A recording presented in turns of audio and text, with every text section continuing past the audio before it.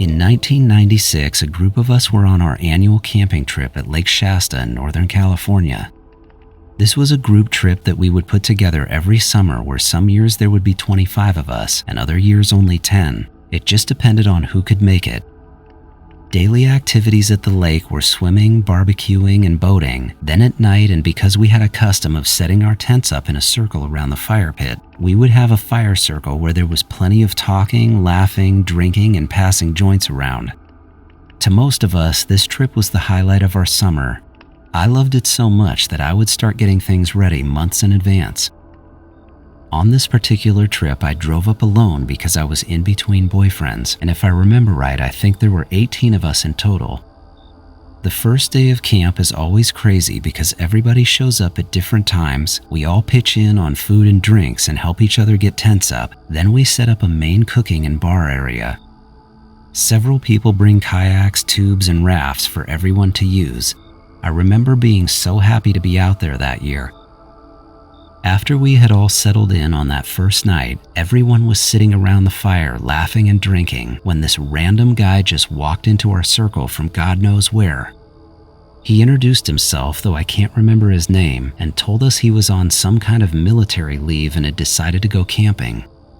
He told us he was staying in the site next to us, but asked if he could join our fire because he had gotten there too late to buy any firewood. Being the happy, friendly, inebriated people we were, we said of course and told him to grab a chair. He even threw $5 on the picnic table to pitch in for our firewood. The night went on and everyone was having a great time.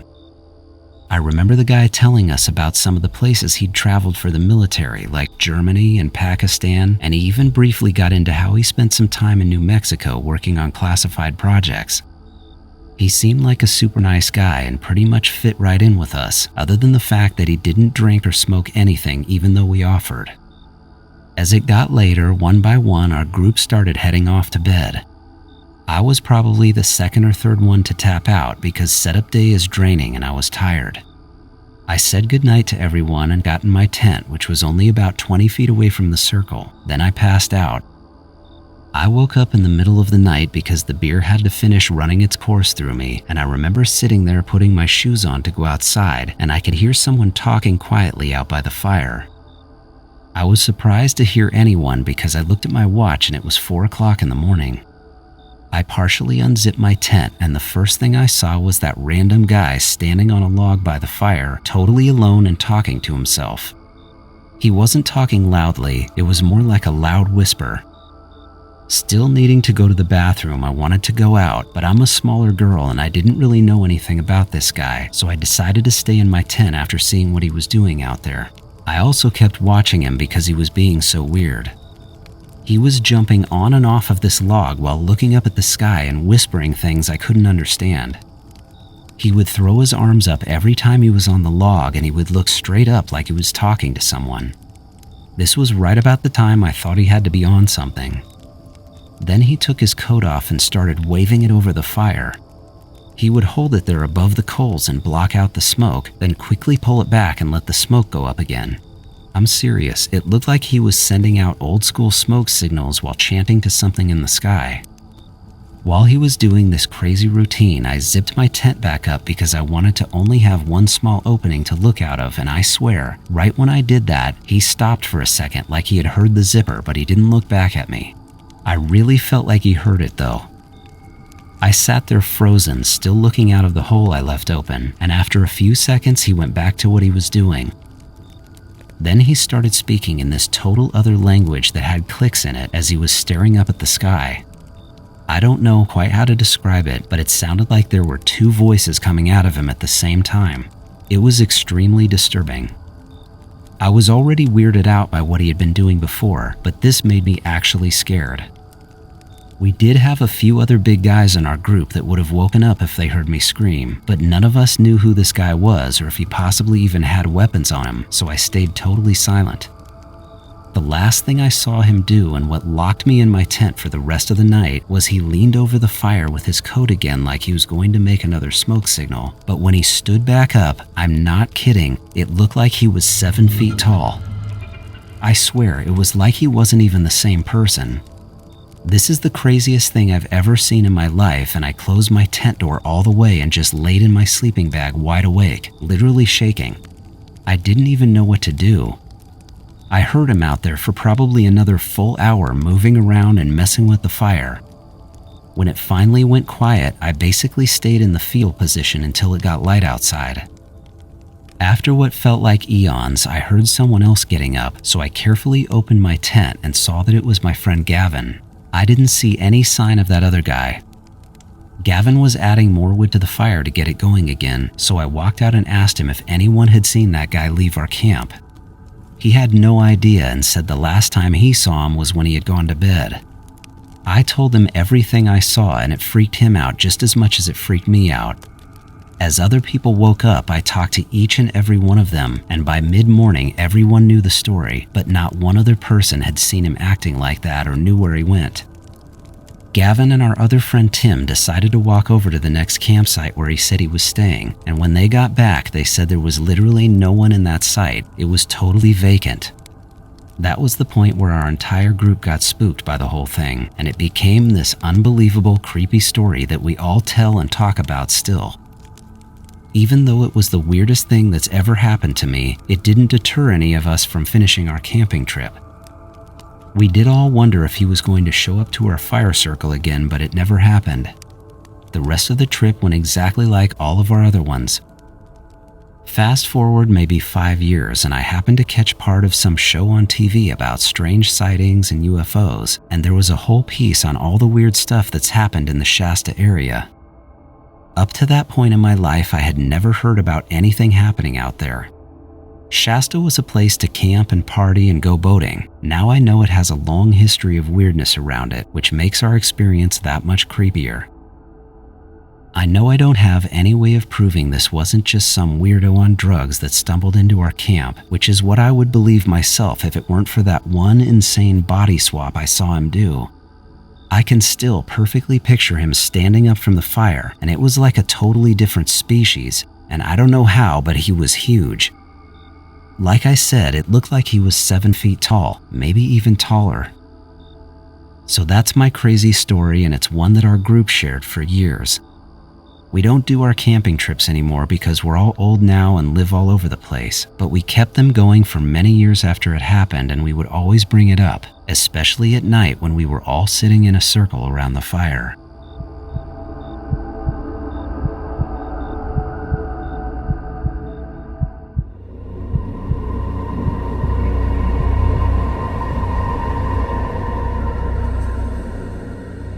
I've never had anything weird happen to me personally, but a close friend of mine, Brian, said he did, and I think I saw it happen once.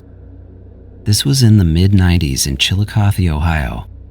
Brian lived right outside of town on heavily wooded land with his parents and his sister. They had a normal main house, but what made it cool when we were young was that they had a big detached garage with 3 doors, tall enough to fit their RV in, and above that there was a second living space, kind of like a studio apartment with a kitchenette and a bathroom. They didn't really use it, so that's where Brian and I would stay when I spent the night out there.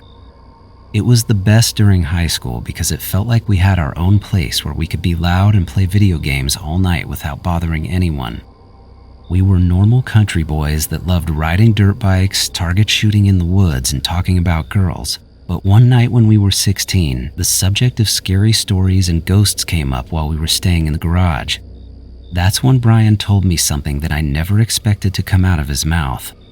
He said to me that for as long as he could remember, aliens had been taking him. Like how most people would react, I laughed because he was obviously messing with me, but he got serious about it and he told me it would happen at least once a year, and it had been that way since he could remember. Of course, I had to ask him to elaborate, so he told me he would only remember being taken, then being walked down some kind of hallway. He described it as having rooms down both sides, all with large glass windows, and in each room there was a single person about our age, both boys and girls just sitting in chairs with a horribly blank stare like they didn't even know they were there. That was all he ever said about it. He didn't want to get any deeper into it when I asked, and really, I still thought it was something he was making up since we had just been talking about scary stories. I completely forgot about what he said until maybe a year later. We were seniors in high school and I stayed at his place after a half day of riding dirt bikes. This was a totally normal day. We brought a pizza home and went upstairs for the night. Nothing weird at all happened until about 2 o'clock in the morning. I used to sleep on the pull-out couch and I got up to go to the bathroom. When I stood up, I noticed Brian wasn't in the main bed. I figured he was in the bathroom, so I sat there waiting. After a minute or two, I yelled that I had to go and didn't hear anything back, so I opened the door and found that the bathroom was empty. Still, it was nothing that weird. I just figured he had gone in the house for some reason. After that, I laid back down and was almost asleep when through my closed eyelids, I saw 3 or 4 bright flashes exactly like lightning.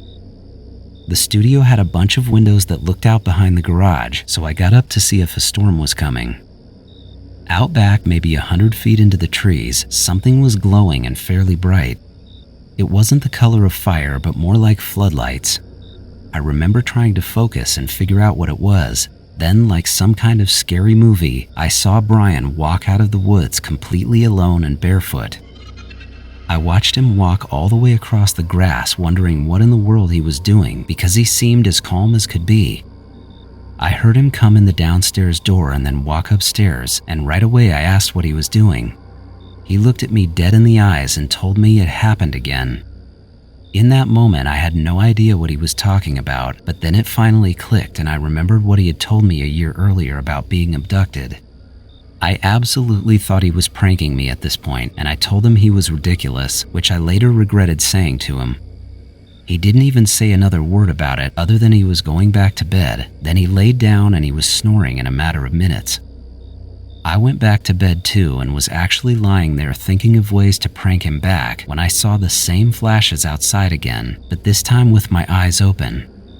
I got up and went to the window again, but everything was dark and quiet, so I never found out what that was. The next day I mostly forgot about it until I was back home. That's when something started bugging me. I really didn't know how he would have pulled off a prank like that or why. There's no way he could have known I'd wake up when I did, and the way he came back in all serious and went straight to bed was also weird. It didn't make any sense as a prank. When we were back at school, I remember bringing it up. He did remember coming upstairs after being outside, but only vaguely, and I have to say he looked like he meant it. He told me a second time too that he wasn't lying when he told me it happened again. I honestly couldn't tell what was up with him or why he was doing this, so I kind of dropped it after that and things just moved on. We stayed really good friends through our senior year, and after graduation we kept in touch and hung out for a few years, but like a lot of those high school friendships, we naturally saw less and less of each other over the years. I'm in my late 40s now, and Brian sadly passed away at 39 from a rare cancer, leaving behind his wife and 2 boys. After he passed, I found myself thinking about him a lot. When someone you grow up with dies young like that, your mind goes all over the place. I was remembering all the things we used to do and the time we spent together, but in all those memories, that one weird experience stood out. Brian was the most normal, regular guy you could ever meet, except for that one weird thing he confessed to me, and the night where he came walking out of the woods. I started to really wish I'd taken him more seriously and spent more time trying to talk about it. Over time, the prank theory made less sense to me. If it had been some kind of joke he was playing on me, it didn't do anything. It didn't get a laugh, it didn't lead to a story he would tell, and he never once smiled about it or brought it up. The only way he ever acted was completely serious. It's all very weird when I think back on it. It makes me want to believe that what he told me was true. Maybe he really was experiencing something on a regular basis. I know that what I saw him do was totally out of character. It didn't change our friendship and we never stopped hanging out because of it, but looking back, I feel like there was this hidden part of his life or something he was dealing with, and I never reached out to him when I had the chance.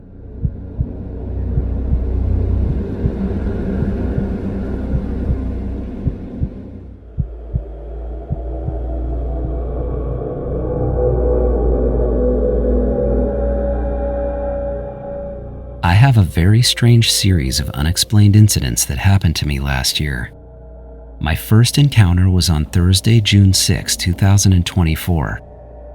It was a perfectly clear, starry night, and I was stargazing in my home garden, which is one of my favorite things to do. I live in Kuliyapitiya city in Sri Lanka, and my specific location gives me a vast view of the night sky in all directions. At around 7:30 that night, I saw a bright golden light approaching from the northern horizon at a significantly higher altitude than a plane would fly. Initially, I thought it was a satellite, but as it got closer, it started to slow down with a perfectly smooth deceleration until it was stationary in the sky and seemed to be directly above me. When it stopped, I was able to focus on it more closely, and it looked like it was at a much lower altitude, maybe that of a small plane. This light very noticeably increased its intensity, revealing more of a white light than the yellow it had been when it was farther away. Then it tremendously accelerated toward the eastern horizon, following a completely new trajectory perpendicular to its original path. This behavior made me certain what I was seeing was not a satellite or any other known aircraft for that matter. The sudden decelerations and accelerations, along with the changing luminosity and flight path, were far beyond anything that I know exists. This was an incredible sighting that at the time I thought was a one-off experience, but then something else happened. My second encounter was on June 13th, exactly 1 week after the sighting in my garden. This was a perfectly sunny day, and I was in a hurry to get to the university after a 3-week vacation. I had a stack of work related to a research project that I had to complete within the next 2 weeks. My stress level was extremely high, so I was trying to get there as soon as possible.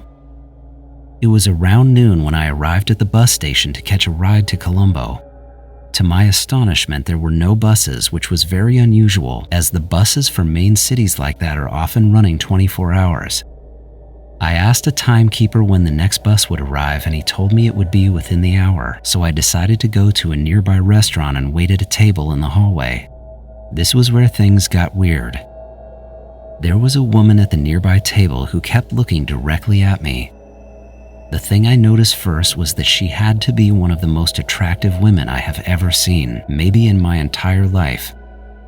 She seemed to be in her early 30s and definitely looked European, not Asian. Right after noticing her, we locked eyes and she waved at me to come over to her. I actually had to look around to confirm she was calling me and not someone behind me, but she finally mouthed, "Come over here," right to me. With all kinds of emotions running through my 23-year-old mind, I walked over to her and she asked me to sit down next to her. At this point, I had completely forgotten about my bus and academic work. The first thing I asked was who she was. Then in a soft but deeper voice with a thick accent, she said, "It's no matter who I am, dear." I then asked her how she knew me, and she told me she had known me since last Thursday. I asked what she meant by that, but all I could understand from her reply were the words stars and sky. I really had no idea what she said though. She intentionally changed the topic and started asking me about my life, my family, and even what I was studying in school. The next extremely strange thing was that she used my full name, which left me somewhat speechless because I hadn't given it to her. Trying to figure out who this woman was, I finally asked for her name, which she strangely replied, "It's anything you like." This whole interaction with her was kind of surreal. She ended up ordering a drink for me while we talked a little while longer, and when I finished, she was the one who brought up the fact that my bus had arrived and that I needed to hurry. Being so focused on her, I had completely forgotten about it. Before I ran to catch my bus, I asked for her number, but she declined. Then she stood up, revealing that she was slightly taller than I am, and put her hands on my face. She told me that one day we would see each other again, then said, "Stay well, my dear," and walked away. With a brief but loving stare, she left at a rather fast pace and disappeared into the crowd. The bus was just leaving, so I had to run to make it on time, but I could not stop thinking about her. My mind was racing with questions. I so wanted to find out who she was, but at the same time, I felt like it was pointless to try because I knew absolutely nothing about her and had no way to contact her. Whatever she had said when I couldn't understand her, that part about the stars in the sky, made me so curious it reminded me that she'd mentioned meeting me the previous Thursday. That was the same day that I saw the light in the sky, and when I put those two things together, it gave me this gut feeling like they were connected. I could not get her out of my mind no matter how hard I tried, and had an overwhelming pull to find out who she was. I decided to see if there was any way I could access the CCTV security camera footage from the restaurant we were at. After some negotiation and bribery with the owner, he agreed to run through the video for me from that day. After checking it out, he told me that something had gone wrong on that particular day and he wasn't able to see any of the footage, which even he was surprised by because they had a very good long-term backup system in place. There was one other option for security cameras because there's an omnidirectional camera in the middle of the main hallway near the buses, and that's operated by the Urban Management Council for the city. It was the only camera that monitored the whole station and the only chance I had to see her. Normally, it would be impossible to access this footage, but I happened to have a good friend who worked on the electrical systems for the city, and he knew another person who could access the footage, but it would take a while. After waiting 3 days, he did get back to me, and here's the part I cannot understand. Astonishingly, for reasons no one could figure out, all the city's footage from June 12th at 11 a.m. to June 15th at noon was completely gone, just wiped clean. I couldn't understand how that was even possible, especially on a government camera system. I felt a little crazy for even digging this deep, and I mostly accepted the fact that I would never know who she was. My third and final encounter was on June 20th. I hadn't talked to anyone about what had happened, but she was still on my mind. On that night, and to clear my head, I returned to my favorite spot, stargazing in my garden.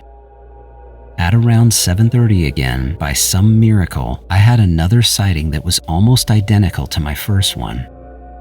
I saw the same bright yellow light approaching, but this time it was coming from the southern horizon. As it arced over me, it stopped in an instant almost directly above me. I couldn't help but to jump up and wave at it with both arms, still feeling like all of this was connected with the woman I met, and hoping she or they could somehow see me. Just like the first time, the yellow seemed to turn white, then it shot off into the northern horizon and disappeared, exactly like it had before. I don't know how to explain it, but I feel so strongly these events were all connected, and somehow, for some reason, have an interconnection with me. I could never possibly forget this strange and stunning woman I met, or the 2 incredible sightings I witnessed. And the fact that the footage from 2 separate security cameras just happened to be missing on those specific days and times seems impossible. I feel like I made contact with something else, I just don't know what it was. I've been out to my garden almost every night since it happened, and I'm stuck with this feeling of waiting. I feel it every day and every night, like there is some deeper meaning I don't understand, or like I'm supposed to be waiting for them to come again.